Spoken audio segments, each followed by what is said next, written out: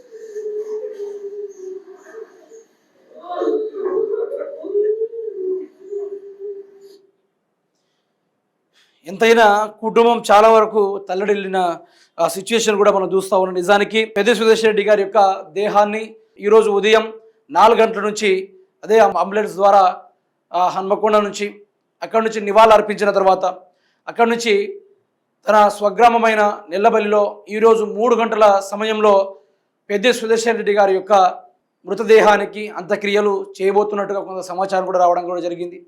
అదేవిధంగా అక్కడ ఉన్న ఎర్రబల్లి దయాకర్రావు గారు, తర్వాత బీఆర్ఎస్ పార్టీ నాయకులు సత్యవతి రాథోడ్ గారు ఏం చెప్పారో ఆ విజువల్ని కూడా ఒకసారి మీరు వినుకునే ప్రయత్నం చేయండి.